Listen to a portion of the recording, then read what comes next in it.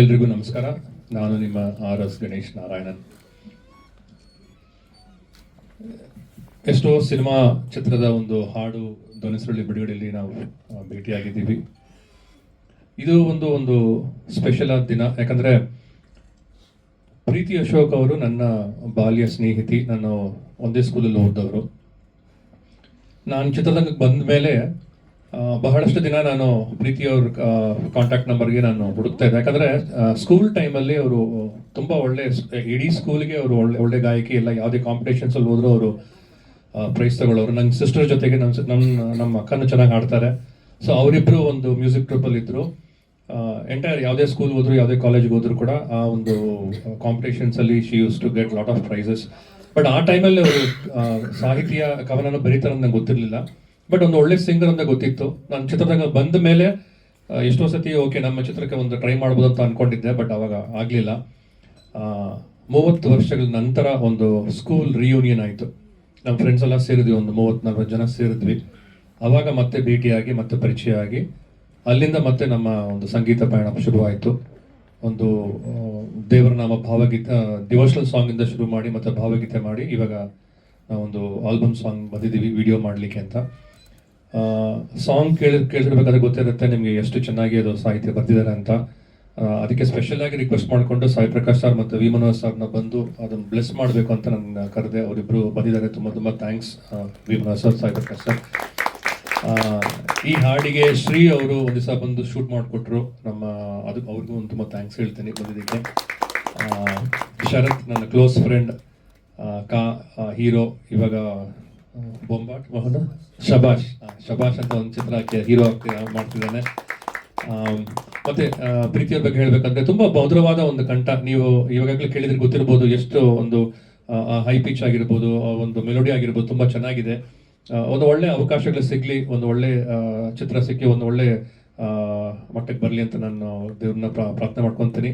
ಸಾಹಿತ್ಯ ಕೂಡ ತುಂಬಾ ಚೆನ್ನಾಗಿ ಬರೀತಾರೆ. ಅದರಲ್ಲೂ ಒಂದು ಒಳ್ಳೆ ಇದು ಸಿಗ್ಲಿ ಅಂತ ಕೇಳ್ಕೊತೀನಿ. ಇದೆಲ್ಲದಕ್ಕೂ ಸಪೋರ್ಟ್ ಮಾಡಿದ್ದು ಅವರ ಹಸ್ಬೆಂಡ್ ಪ್ರೀತಿ ಅಶೋಕ್ ಅವರು. ಅವ್ರ ಸಪೋರ್ಟ್ ಇಲ್ಲದೆ ಖಂಡಿತ ಇದು ಆಗಿರೋಕ್ಕೆ ಚಾನ್ಸ್ ಇಲ್ಲ. ಯಾಕಂದ್ರೆ ಎವ್ರಿ ರೆಕಾರ್ಡಿಂಗ್ಗೆ ಅವರು ಸ್ಟುಡಿಯೋ ಬರೋರು, ಅವರು ಇರೋ ಒಂದು ಆಫೀಸ್ ಕೆಲಸ ಬಿಟ್ಟು ಬಂದು ಸ್ಟುಡಿಯೋಗೆ ಬಂದು ಕೂತ್ಕೊಂಡು ಎಷ್ಟೋ ಡಿಸ್ಕಷನ್ಸ್ ಮಾಡಿದ್ದೀವಿ ಸಾಂಗ್ ಬಗ್ಗೆ ಮಾಡೋಣ ಅಂತ. ಈ ಸಾಂಗ್ ಬರೀ ಆಡಿಯೋ ಮಾತ್ರ ಮಾಡಿ ಬಿಡೋಣ ಅಂತ ಫಸ್ಟ್ ಪ್ಲಾನ್ ಮಾಡಿದ್ವಿ. ಸಾಂಗ್ ಎಲ್ಲ ಆದಮೇಲೆ ಸರಿ ಒಂದು ವಿಡಿಯೋ ಮಾಡೋಣ ಅಂತ ಹೇಳಿ ಪ್ಲಾನ್ ಮಾಡಿ ಆಮೇಲೆ ವಿಡಿಯೋ ಮಾಡಿದ್ದೀವಿ. ಅದು ಇವಾಗ ನಿಮ್ಮ ಮುಂದೆ ಇದೆ. ನಿಮ್ಮ ಪ್ರೋತ್ಸಾಹ, ನಿಮ್ಮ ಒಂದು ಸಪೋರ್ಟ್ ಈ ಒಂದು ಟೀಮ್ಗೆ ಇರಲಿ. ಈ ಜೊತೆಗೆ ನಮಗೆ ಹೆಲ್ಪ್ ಮಾಡಿದವರಲ್ಲಿ ಅಂದರೆ ಆರ್ಟಿಸ್ಟ್ ಆಗಿ ನಮ್ಮ ಅಜಿತ್ ಈ ಹೃದಯ ಸಾಂಗಿಗೆ ತುಂಬ ಚೆನ್ನಾಗಿ ಅಭಿನಯ ಮಾಡಿದ್ದಾರೆ. ಅವರಿಗೆ ಮತ್ತಷ್ಟು ಒಂದು ಒಳ್ಳೆ ಅವಕಾಶ ಸಿಗಲಿ ಅಂತ ನಾನು ಕೇಳ್ಕೊತೀನಿ. ಮತ್ತೆ ಯಾರಿವ ಸಾಂಗಲ್ಲಿ ಸಮರ್ಥ್ ಮತ್ತೆ ತನ್ವಿ ಅವರು ತುಂಬ ಚೆನ್ನಾಗಿ ಆ್ಯಕ್ಟ್ ಮಾಡಿ ಡ್ಯಾನ್ಸ್ ಮಾಡಿದ್ದಾರೆ. ಅವ್ರಿಗೂ ಒಂದು ಒಳ್ಳೆ ಅವಕಾಶಗಳು ಸಿಗಲಿ. ಇವತ್ತಿನ ಕಾರ್ಯಕ್ರಮದಲ್ಲಿ ಇನ್ವೊಕೇಶನ್ ಹಾಡಿದವರು ಹೃತಿಕಾ ಮನೋಜ್ ಅಂತ. ಇವರು ನನ್ನ ಒಂದು ಚಿತ್ರಾಲಿ ಅಂತ ಒಂದು ಚಿತ್ರದಲ್ಲಿ ಒಂದು ಅದ್ಭುತವಾದ ಹಾಡನ್ನು ಹಾಡಿದ್ರು. ಅದು ಕಾರಣಾಂತರಗಳಿಂದ ಸಿನಿಮಾ ಬಿಡುಗಡೆ ಆಗಲಿಲ್ಲ. ಬಟ್ ಆ ಚಿತ್ರ ಬಿಡುಗಡೆ ಆಗಿದ್ರೆ ಖಂಡಿತವಾಗ್ಲೂ ಅವರಿಗೆ ಒಂದು ಸ್ಟೇಟ್ ಅವಾರ್ಡ್ ಸಿಕ್ಕಿರೋದು. ಇವತ್ತು ಅವರು ಬೇರೆ ಒಂದು ರೀತಿಯಲ್ಲಿ ಕೇರಳ ಸ್ಟೇಟ್ ಅವಾರ್ಡ್ ಅಲ್ಲಿ ಒಂದು ಸಾಂಗ್ ಅದೊಂದು ಅದಕ್ಕೆ ಅವಾರ್ಡ್ ಸಿಕ್ಕಿದೆ. ಇವತ್ತು ಅವಾರ್ಡ್ ತಗೊಂಡ್ ಬಂದಿದ್ದಾರೆ. ಕನ್ನಡ ಚಿತ್ರರಂಗದಲ್ಲಿ ಅವ್ರಿಗೆ ಒಳ್ಳೆ ಅವಕಾಶ ಸಿಗ್ಲಿ ಅಂತ ನಾನು ಕೇಳ್ಕೊತೀನಿ. ಮಾಧ್ಯಮದವರು ಮತ್ತೆ ಬಂದಿರುವಂತಹ ಗಣ್ಯ ವ್ಯಕ್ತಿಗಳು ಎಲ್ರಿಗೂ ತುಂಬ ಥ್ಯಾಂಕ್ಸ್. ಈ ಒಂದು ವಿಡಿಯೋ ಆಲ್ಬಮ್ಗೆ ಬಂದು ಸಪೋರ್ಟ್ ಮಾಡಿದ್ದಕ್ಕೆ ಥ್ಯಾಂಕ್ ಯು. ನಿಮ್ಮ RS Ganesh Narayanan. Thank you. ಈ ಹಾಡಲ್ಲಿ ಒಟ್ಟು 4 ಸಾಂಗ್ ಇದೆ.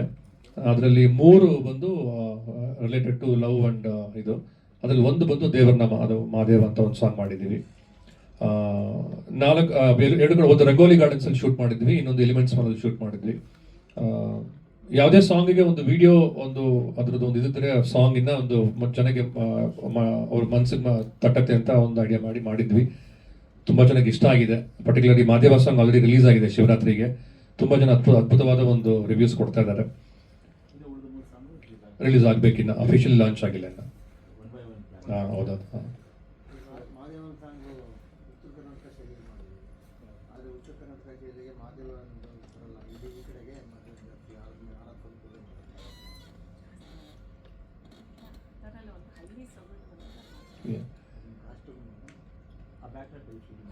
ಬ್ಯಾಕ್ ಡ್ರಾಪ್ ರಂಗೋಲಿ ಗಾರ್ಡನ್ಸ್ ಅಲ್ಲಿ, ರಂಗೋಲಿ ಜಕ್ಕೂರ್ ಯಲಹಂಕ ಹತ್ರ.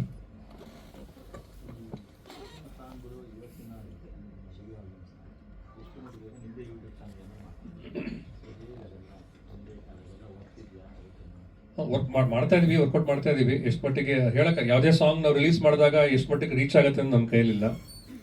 ಒಂದು ವೇಳೆ ಸಾಂಗ್ ಇಷ್ಟ ಆದಲ್ಲಿ ಅದು ಆರ್ಗ್ಯಾನಿಕ್ ವ್ಯೂಸಲ್ಲಿ ಆಗೋ ಚಾನ್ಸಸ್ ಇರುತ್ತೆ ಅಂತ ಒಂದು ನಂಬಿಕೆ ಅಷ್ಟೇ. ನಂಬಿಕೆಯಲ್ಲಿ ಮಾಡಿದ್ದೀವಿ. ಹೌದು, ಖಂಡಿತ ಖಂಡಿತ ಖಂಡಿತ.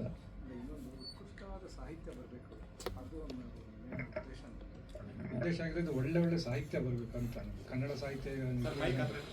ಹಲೋ, ಕೇಳಿಸ್ತಾ ಇದ್ದೀನಿ. ಅದೇ ಇನ್ನೊಂದು ಉದ್ದೇಶ ಇದರದು, ಒಳ್ಳೆ ಸಾಹಿತ್ಯ ಸಿಗ್ಬೇಕು ನಮ್ಮ ಜನರಿಗೆ, ಕನ್ನಡ ಜನರಿಗೆ. ಆ ಸಾಹಿತ್ಯನೂ ಒಂದು ಕಾರಣ ನಮ್ಗೆ ಈ ಥರ ಮಾಡಿ ಹಾಡುಗಳನ್ನು ಬಿಡುಗಡೆ ಮಾಡೋಕ್ಕೆ.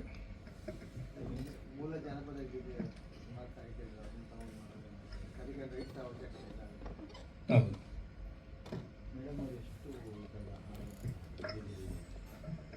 ನಾನು ಬರ್ದಿರೋದು ತುಂಬ ಬರ್ದಿದ್ದೀನಿ ಚಿಕ್ಕವಳಿಂದನೂ, ಒಂದು 200-300 ಹಾಡುಗಳು ಇರ್ಬೋದು. ಆದರೆ ಈಗ ಮುಖ್ಯವಾಗಿ ಒಂದು 60-70 ಸಾಂಗ್ಸು ಯೂಟ್ಯೂಬ್ ಚಾನಲಲ್ಲಿ ಇದೆ.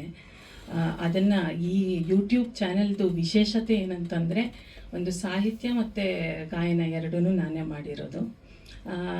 ಅದನ್ನು ಈ ರೀತಿ ಯಾಕಂತಂದರೆ, ಈಗ ಕವಿತೆಗಳನ್ನು ಓದೋರು ಸ್ವಲ್ಪ ಕಡಿಮೆ ಆಗಿರೋದ್ರಿಂದ ಈ ರೀತಿಯಾಗಿ ಜನರಿಗೆ ತಲುಪಿಸುವಂಥ ಪ್ರಯತ್ನಗಳನ್ನು ನಾನು ಮಾಡ್ತಿದ್ದೀನಿ. ಮತ್ತು ನನಗೆ ಸಂಗೀತದ ಗೀಳು ತುಂಬ ಚಿಕ್ಕಿಂದ ಇದೆ.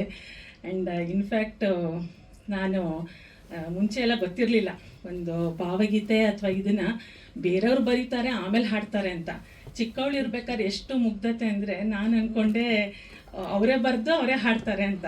ಹಾಗೆ ನಾನು ಬರೆಯೋಕ್ಕೆ ಶುರು ಮಾಡಿದ್ದು. ಅದೊಂದು ಪ್ಲಸ್ ಪಾಯಿಂಟ್ ಆಯಿತು ಅಂತ ಅನಿಸುತ್ತೆ ನನಗೆ. ಹಾಗೆ ನಾನು ಬರಿತಾ ಹೋದೆ ಸಾಹಿತ್ಯನ. ಹಾಗೆ ಸಾಹಿತ್ಯಕ್ಕೆ ನಾನು ಜಾಸ್ತಿ ಒತ್ತು ಕೊಟ್ಟು ಬರಿತಾ ಹೋದೆ.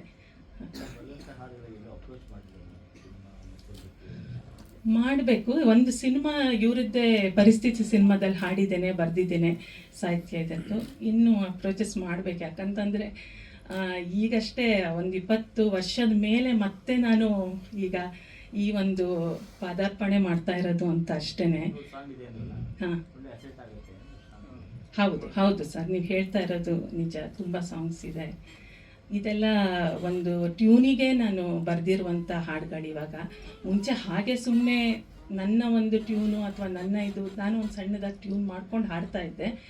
ಎಷ್ಟೊಂದು ಜನಕ್ಕೆ ಇವರೆಲ್ಲ ಸ್ಕೂಲಲ್ಲಿ ಇರ್ಬೇಕಾದ್ರೆ ಅದು ನಾನೇ ಹಾಡಿರೋದು, ನಾನೇ ಬರ್ದಿರೋದಂತನೂ ಕೆಲವು ಸತಿ ಗೊತ್ತಾಗಿಲ್ಲ. ಅದು ಯಾವುದೋ ಭಾವಗೀತೆ ಹಾಡಿದ್ದೇನೆ ಅಂತಲೇ ಅಂದ್ಕೊಂಡಿದ್ದಾರೆ. ಹಾಗೆ ಹಾಡಿದ್ದು ಇದೆ ಸರ್. ಹೌದು, ನಾನು ಸೀನಿಯರ್ ಆಗಿದೆ. ಅದಾಗಿದ್ಮೇಲೆ ನಾನು ಇಲ್ಲಿ ಸಂಗೀತದ್ದು ಸೀನಿಯರ್ ಆಯಿತು. ಆಮೇಲೆ ಡೆಂಟಲ್ದು ಅದು ಪ್ರೊಫೆಷನ್ಗೆ ಹೊರಟೋದೆ. ಅದಾದಮೇಲೆ ಒಂದು 20 ವರ್ಷ ಆದಮೇಲೆ ಮತ್ತೆ ಮರಳಿ ಬಂದಿದ್ದೇನೆ ಅಂತ ಹೇಳ್ಬೋದು. ಎಲ್ಲರ ಸಪೋರ್ಟಿಂದ, ನಮ್ಮ ಮನೆಯವರು, ಇವ್ರ ಫ್ರೆಂಡ್ಸು ಎಲ್ಲರ ಪ್ರೋತ್ಸಾಹದಿಂದ ಮತ್ತೆ ಬಂದಿದ್ದೀನಿ ಸರ್. ಮಾಡಬೇಕನ್ನೋದು ತುಂಬ ಆಸೆ ಇದೆ ಸರ್. ಯಾವಾಗಲೂ ಮಾಡ್ತಾ ಇರಬೇಕನ್ನೋದು ತುಂಬ ಆಸೆ ಇದೆ. ಅದೇ ಥರ ಬಿಡು ಮಾಡ್ಕೊತಾ ಇದ್ದೀನಿ, ಬಿಡು ಮಾಡಿಕೊಂಡು ಮಾಡ್ತಾ ಇದ್ದೀನಿ. ಅದೇ ಪ್ಯಾಷನ್ ಅಂತ ಅಂದ್ಕೊಂಡಿದ್ದೀನಿ.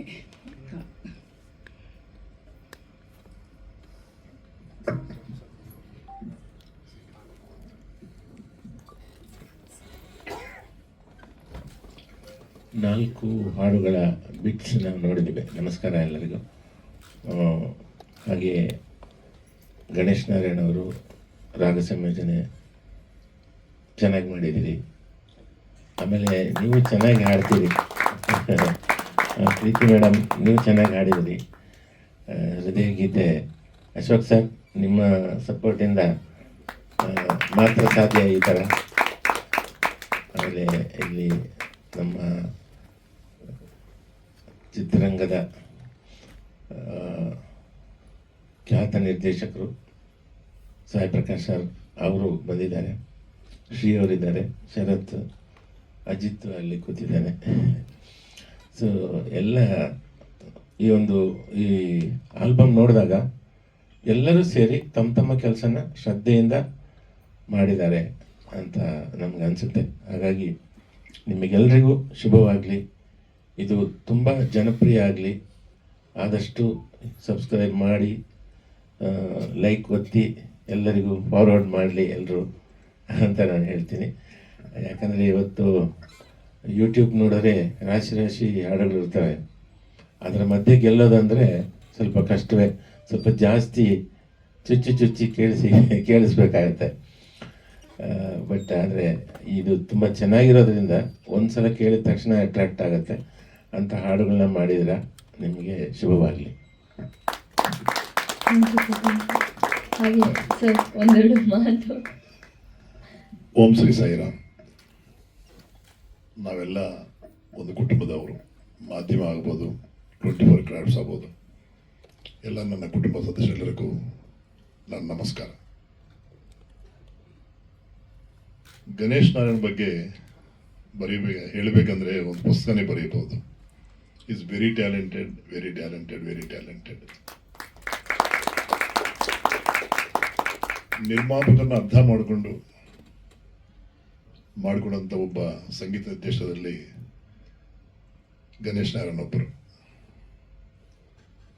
ನನ್ನ ಎಡಗಡೆ ಇರೋರು ಮೇರು ಪರ್ವತ ಮನೋಹರ್ ಅವರು. ಅವ್ರ ಸಾಧನೆ ಬಗ್ಗೆ ಮಹಾಭಾರತ ಬರೀಬಹುದು. ಸಂಗೀತ ಅನ್ನೋದು ಸಮುದ್ರ ಇದ್ದ ಹಾಗೆ. ಅಲೆಗಳು ಯಾವ ರೀತಿ 24 ಗಂಟೆ ದಡ ಸೇರ್ತಾ ಇತ್ತು, ಅದು ಪುನಃ ವಾಪಸ್ ಹೋಗ್ತಾ ಇರುತ್ತೋ, ಅಂದರೆ ಜೀವಂತವಾಗಿರುವಂಥದ್ದು ಸಂಗೀತ. ಮಗುನ ಸಮೇತ ನಿದ್ರೆ ಮಾಡಿಸೋದಾಗ್ಬೋದು, ಸಂತೋಷ ಪಡಿಸೋದಾಗ್ಬೋದು, ಸಂಗೀತ. ಡಾಕ್ಟರ್ಸ್ ಹೇಳ್ತಾರೆ ಮಲಗೋ ಮುಂಚೆ ಒಂದ್ಸಲ ಒಳ್ಳೆ ಹಾಡುಗಳು ಕೇಳಿ, ಒಳ್ಳೆ ಸಂಗೀತ ಕೇಳಿ, ನಮ್ಮ ಔಷಧಿಗಿಂತ ಚೆನ್ನಾಗಿ ಕೆಲಸ ಆಗತ್ತೆ ಅಂತ. ನಿಜಾನೇ, ಸಂಗೀತಕ್ಕಷ್ಟು ಶಕ್ತಿ ಇದೆ. ಗಣೇಶ್ ನಾರಾಯಣ್ ಅವರು, ಪ್ರೀತಿ ಅಶೋಕ್ ಅವರಿಬ್ಬರು ಸೇರಿ ಒಂದು ಅದ್ಭುತವಾದಂಥ ಒಂದು ಆಲ್ಬಮ್ ಮಾಡಿದ್ದಾರೆ. ನೀವು ಕೇಳಿದ್ರಿ ಎಷ್ಟು ರೀಚ್ ಆಯಿತು, ಯಾವ ರೀತಿ ರೀಚ್ ಆಗತ್ತೆ ಏನಂತ. We can't expect anything. ಒಂದು ಕೆಲಸ ಮಾಡುವಾಗ ಕೃಷ್ಣ ಪರಮಾತ್ಮ ಹೇಳಿರ್ತಾರ, ನಾವು ಸಿನಿಮಾ ಮಾಡ್ತೀವಿ, ಎಷ್ಟು ಸೆಕ್ಸ್ ಅಂತ ನಾವು ಹೇಳೋಕ್ಕಾಗಲ್ಲ. ಅದೇ ರೀತಿ ದೊಡ್ಡ ಎಕ್ಸ್ಪೆಕ್ಟೇಷನಲ್ಲಿ ಅವ್ರ ಮನಸ್ಸಲ್ಲಿ ಇದ್ರೂ ಜನ ಯಾವುದೋ ಒಂದು ಲೈನ್ ವೈರಲ್ ಆಗಬೇಕು, ಯಾವುದೊಂದು ಪಲ್ಲೆ ವೈರಲ್ ಆಗಬೇಕು, ಯಾವುದೊಂದು ಮ್ಯೂಸಿಕ್ ವೈರಲ್ ಆಗ್ಬೋದು, ಅಲ್ಲಿವರೆಗೂ ನಾವು ಹೋರಾಟ ಮಾಡ್ತಾನೆ ಇರಬೇಕು. ಇವಾಗ ಎಕ್ಸ್ಪೆಕ್ಟ್ ಮಾಡಿ ನಾವು ಏನು ಮಾಡೋಕ್ಕಾಗಲ್ಲ. ಯಾಕಂದ್ರೆ ನಿಮ್ಮೆಲ್ಲರಿಗೂ ಗೊತ್ತು, ವರ್ಷಕ್ಕೆ 300 ಚಿತ್ರ ಬರ್ತಾ ಇದೆ, ಎಷ್ಟು ಸೋಲ್ತಾ ಇದೆ, ಎಷ್ಟು ಗೆಲ್ತಾ ಇದೆ ನಿಮಗೆ ಗೊತ್ತು. ಬಟ್ ಇವಾಗ ಯೂಟ್ಯೂಬ್ ಅನ್ನೋದು ಒಂದು ಬೆನ್ನೆಲುಬಾಗಿದೆ ಯಂಗ್ ಜನರೇಷನ್ಗೆ, ಅಪ್ಕಮಿಂಗ್ ಅವರಿಗೆ. ಒಂದು ಶಾರ್ಟ್ ಫಿಲ್ಮ್ ಮಾಡಿ ದೊಡ್ಡ ನಿರ್ದೇಶಕರಾಗಿದ್ದಾರೆ, ಒಂದು ಶಾರ್ಟ್ ಫಿಲ್ಮ್ ಮಾಡಿ ದೊಡ್ಡ DOP ಆಗಿದ್ದಾರೆ. ಈ ಥರ ಇದೆ, ಅವಕಾಶ ಇದೆ. ಅಲ್ಲಿವರೆಗೂ ನಾವು ಕಾಯಲೇಬೇಕು. ಮೇಡಮ್ ವೃತ್ತಿರೀತ್ಯ ವೈದ್ಯರಾಗಿರೋದ್ರಿಂದ ಸಾಟರ್ಡೆ ಸಂಡೇ ಅವ್ರು ರಜೆ ಇರ್ಬೋದು, ಇಲ್ಲ ಹಾಸ್ಪಿಟಲ್ ಕ್ಲೋಸ್ ಆದಮೇಲೆ ಮನೆಗೆ ಹೋದ್ಮೇಲೆ ಯೋಚನೆ ಮಾಡ್ತಾ ಇರ್ಬೋದು.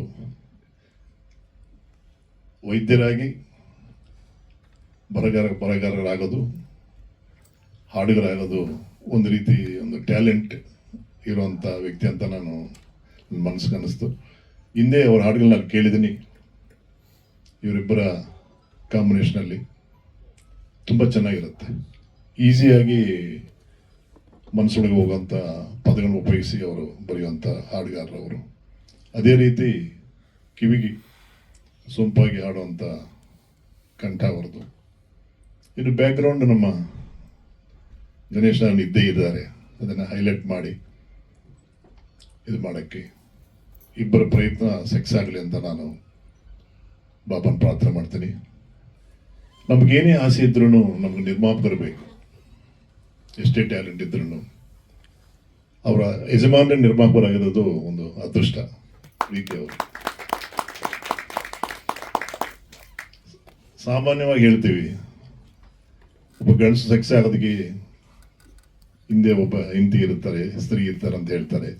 ಇಲ್ಲಿ ನಮ್ಮ ಪ್ರೀತಿ ಅಶೋಕ್ ಅವರು ಸಕ್ಸಸ್ ಆಗೋದಕ್ಕೆ ಬೆನ್ನೆಲುಬಾಗಿ ಅಶೋಕ್ ಅವರು ಇದ್ದಾರೆ. ಅವರ ಅದೃಷ್ಟ. We want to say thanks to Ashok sir. ಇದೇ ರೀತಿ ನೀವು ಪ್ರೋತ್ಸಾಹ ಕೊಡ್ತಾನೆ ಇರಬೇಕು. ಯಾಕಂದ್ರೆ ಎಲ್ಲರಿಗೂ ಆ ಶಕ್ತಿ ಇರಲ್ಲ. ಸಿಗ್ತಿರೋವಾಗ ನಾವು ಪ್ರೋತ್ಸಾಹ ಕೊಟ್ಟರೆ ಅವರು ನಾಳೆ ಹಿಮಾಲಯ ಪರ್ವತ ಹತ್ತುವಂಥ ಅವಕಾಶ ಸಿಕ್ಕುತ್ತೆ.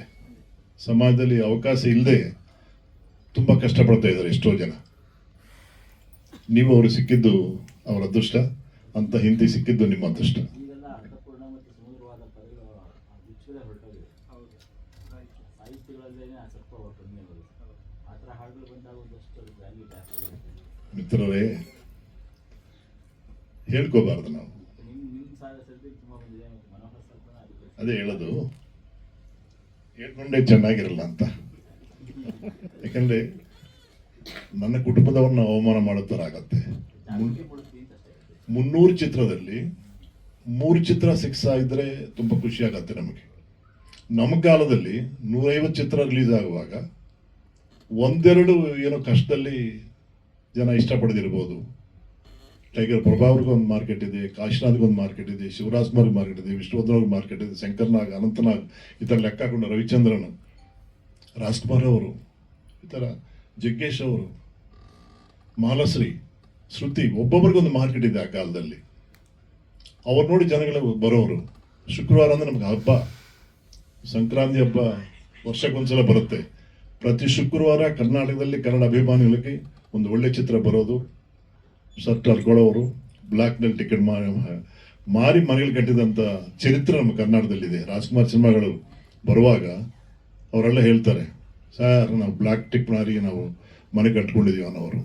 ಪೋಸ್ಟರ್ಸ್ ಅಂಟಿಸೋರು, ಕ್ಯಾಸೆಟ್ಗೋಸ್ಕರ ನಮ್ಮ ಮನೆ ಬಂದು ಗಲಾಟೆ ಮಾಡೋರು, SP ರೋಡ್ನಲ್ಲಿ ಕ್ಯಾಸೆಟ್ ಅಂಗಡಿಯಲ್ಲಿ ಲೈನ್ ಕ್ಯೂ ನಿಂತ್ಕೊಂಡು ಕ್ಯಾಸೆಟ್ ಪರ್ಚೇಸ್ ಮಾಡೋರು. ಇವಾಗೆಲ್ಲ ಒಂದು ರೀತಿ ಭೀತಿ ಬಂತು ನಮಗೆ.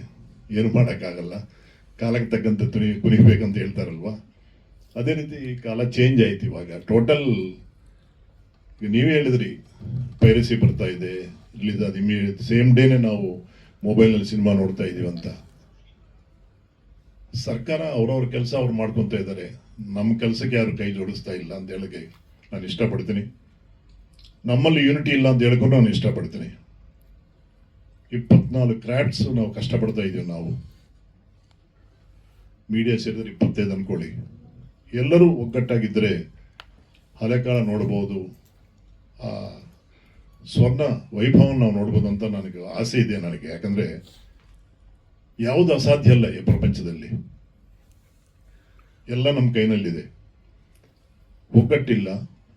ಇನ್ನೊಂದು ನೋವೇನೆಂದರೆ, ನಮ್ಮ ಕಾಲದಲ್ಲಿ ಅದ್ಭುತವಾದಂಥ ಪ್ರೊಡ್ಯೂಸರ್ಸ್ ಇದ್ದಾರೆ. They are very talented producers. ಒಬ್ಬ ಡೈರೆಕ್ಟರ್ನ, ಒಬ್ಬ ಕಲಾವಿದರನ್ನ, ಒಬ್ಬ ರೈಟರ್ನ, ಒಬ್ಬ ಮ್ಯೂಸಿಕ್ ಡೈರೆಕ್ಟರ್ನ ಜಡ್ಜ್ ಮಾಡೋ ಕೆಪಾಸಿಟಿ ಅಂತ ನಿರ್ಮಾಪಕರು ಆ ಕಾಲದಲ್ಲಿದ್ದಾರೆ. ನಾವೆಲ್ಲ ನಿರ್ಮಾಪಕರಿಗೆ ಭಯ ಬೀಳೋರು. ನಾವು ಈ ಕಥೆ ಹೇಳಿದ್ರೆ ಅವ್ರಿಗೆ ಇಷ್ಟ ಆಗತ್ತೆ ಇಲ್ವಾ, ನಾವು ಸಿನಿಮಾ ಚೆನ್ನಾಗಿ ಮಾಡ್ತಾ ಇದ್ದಾನಿಲ್ವಾ, ಫಸ್ಟ್ ನೋಡಿದ್ರೆ ನಮ್ಗೆ ಏನಾಗ್ಬೋದು ಅಂತ. ಹೀರೋಗೆ ಒಂದು ಕಮಿಟ್ಮೆಂಟ್ ಇದೆ, ನಮ್ಗೆ ಅವ್ರಿಗೂ.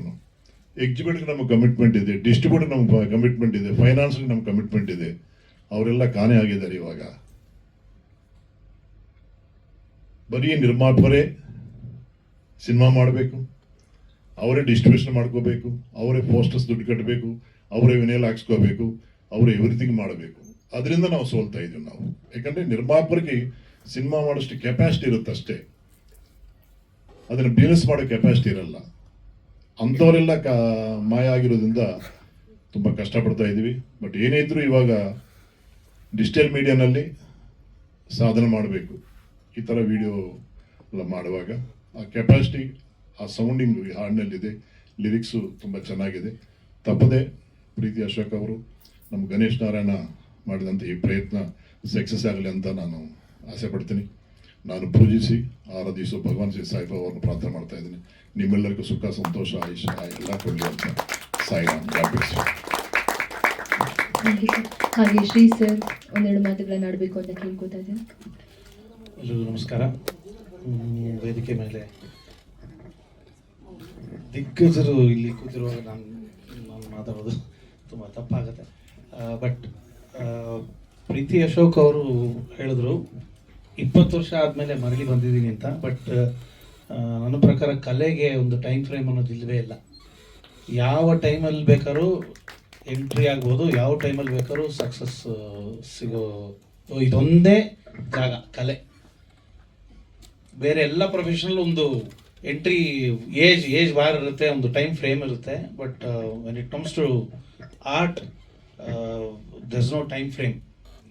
ಯಾವತ್ತು ಬೇಕಾದ್ರೂ ಎಂಟ್ರಿ ಅಂತಂದ್ರೆ ನೀವು ಯಾವತ್ತು ಬೇಕಾದ್ರೂ ಎಂಟ್ರಿ ಆಗ್ಬೋದು, ಫರ್ಗೆಟ್ ಎಂಟ್ರಿ, ಯಾವತ್ತು ಬೇಕಾದ್ರೂ ಎಂಟ್ರಿ ಆಗ್ಬೋದು, ಯಾವತ್ತು ಬೇಕಾದ್ರೂ ಒಂದು ಸಕ್ಸಸ್ ನೋಡ್ಬೋದು.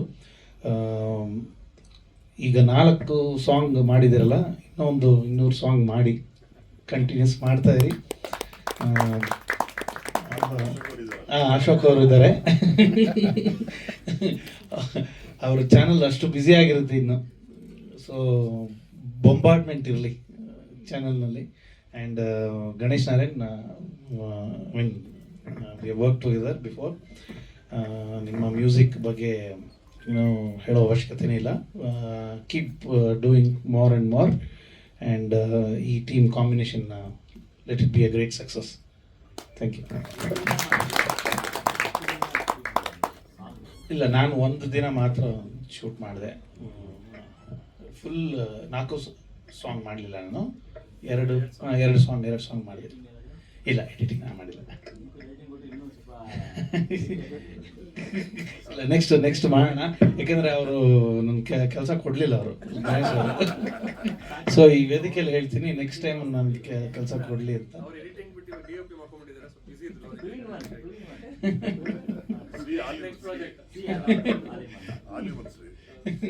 Thank you. ಎಸ್, ಹಾಗೆ ಶರತ್ ಸರ್ ಒಂದೆರಡು ಮಾತುಗಳನ್ನ ಆಡಬೇಕು ಅಂತ ಕೇಳ್ಕೊತೀನಿ. ಸರ್, ಮೊದಲನೇದಾಗಿ ನಿಮ್ಮ ಮುಂದೆ ಕೂತ್ಕೊಂಡಿರೋದಕ್ಕೆ ಕ್ಷಮೆ ಯಾಚಿಸ್ತೀನಿ. ಸೊ ನಿಜವಾಗ್ಲೂ ಸಾಯಿ ಪ್ರಕಾಶ್ ಸರ್ ಆಗಲಿ, ಮನೋಹರ್ ಸರ್ ಆಗಲಿ, ಗಣೇಶ್ ಸರ್ ಆಗಲಿ, ಶ್ರೀ ಸರ್ ಆಗಲಿ, ಅವ್ರ ಮುಂದೆ ಮಾತಾಡೋದಕ್ಕೆ ನಾನು ತುಂಬ ಚಿಕ್ಕನಾಗ್ತೀನಿ. ಬಟ್ ನಿಮ್ಮ ಎಲ್ಲರದ್ದು ಆಶೀರ್ವಾದ ನನ್ನ ಮೇಲೆ ಇರಬೇಕು ಸರ್. ಆಮೇಲೆ ಕಂಗ್ರ್ಯಾಚುಲೇಷನ್ ಗಣೇಶ್ ಸರ್ ಅವ್ರಿಗೂ, ಪ್ರೀತಿ ಮ್ಯಾಮು ಪ್ರೊಫೆಷ್ನಲ್ ಡಾಕ್ಟರ್ ಆದ್ರೂ ಡಾಕ್ಟರ್ ಆ್ಯಕ್ಟರು ಅದು ಸ್ವಲ್ಪ ಸಿಮಿಲರ್ ಅಂತ ಅನಿಸುತ್ತೆ. ಸೊ ಸಾಂಗ್ಸ್ಗಳು ತುಂಬ ಚೆನ್ನಾಗಿ ಬಂದಿದೆ. ನಿಮ್ಮ ಪ್ಯಾಷನ್ನಿಗೆ ಸಪೋರ್ಟ್ ಮಾಡಿರೋ ಅಶೋಕ್ ಸರಿಗೆ ಕಂಗ್ರ್ಯಾಚುಲೇಷನ್ಸ್ ಹೇಳೋಕ್ಕೆ ಇಷ್ಟಪಡ್ತೀನಿ. ಹಾಗೂ ಆ್ಯಕ್ಟರ್ಸ್ ಅಜಿತ್ ಆಗಲಿ ಮತ್ತು ನೀವೆಲ್ಲ ಆ್ಯಕ್ಟರ್ಸ್ಗಳೆಲ್ಲ ತುಂಬ ಚೆನ್ನಾಗಿ ಕಾಣ್ತಾರೆ. ನಾನು ಆ್ಯಕ್ಟರ್ ಆಗಿರೋದ್ರಿಂದ ಆ ಟೈಮಲ್ಲಿ ಯಾವ ಥರ ನಿಮಗೆ ಇದು ಮಾಡಿರ್ತಾರೆ ಅಂತ ಗೊತ್ತು. ಸೊ ಗಣೇಶ್ ಸರ್ ಜೊತೆಗೆ ತುಂಬ ಕೂಲಾಗಿ ಮಾಡಿರ್ತೀರ ಅಂತ ಅಂದ್ಕೊಂಡಿದ್ದೀನಿ. ಯಾಕಂದರೆ ಅವರು ತುಂಬ ಸಿಂಪಲ್, ಅವರು ಬೈಯೋದಿಲ್ಲ, ಹೊಡಿಯೋದಿಲ್ಲ. ಸೊ ಒಳ್ಳೆ ಡೈರೆಕ್ಟರ್ ಜೊತೆ ನೀವು ಕೆಲಸ ಮಾಡಿದ್ದೀರಾ, ತುಂಬ ಎಂಜಾಯ್ ಮಾಡ್ಕೊಂಡು ಮಾಡಿರ್ತೀರ ಅಂತ ಅಂದ್ಕೊತೀನಿ. ಗಣೇಶ್ ಸರ್ ಪ್ರೀತಿ ಮ್ಯಾಮ್ 30 ವರ್ಷ ಆದಮೇಲೆ ಸಿಕ್ಕಿದ್ರು ಅಂತ ಹೇಳಿದ್ರು. ನಾನು ಸಿಕ್ಕಿ 11 ವರ್ಷ ಆಯಿತು, ನನಗೂ ಬಿಟ್ಟಿಲ್ಲ ಅವರು. 10 ವರ್ಷದಿಂದ ಅವ್ರು ಏನೇ ಫಂಕ್ಷನ್ ಇದ್ದರೂ ನನಗೆ ಕರೀತಾರೆ, ಸಪೋರ್ಟ್ ಮಾಡ್ತಾರೆ.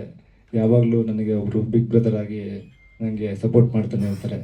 ಸೊ ಇದು ಶ್ರೀ ಸರ್ ಆಗಲಿ, ಅವರು ದೊಡ್ಡವರು ಅಂತ ಹೇಳೋಕೆ ನಮ್ಮ ಫ್ರೆಂಡ್ ಥರ ಇವರು. ಸೊ ಈ ಟೀಮಿಗೆಲ್ಲ ಒಳ್ಳೇದಾಗಲಿ. ಹಾಗೂ ನಮ್ಮದು ಶಬಾಷ್ ಅಂತ ಬರ್ತಾ ಇದೆ, ಪ್ಲೀಸ್ ದಯವಿಟ್ಟು ನೋಡಿ ಎಲ್ಲ ಸಪೋರ್ಟ್ ಮಾಡಿ. Thank you.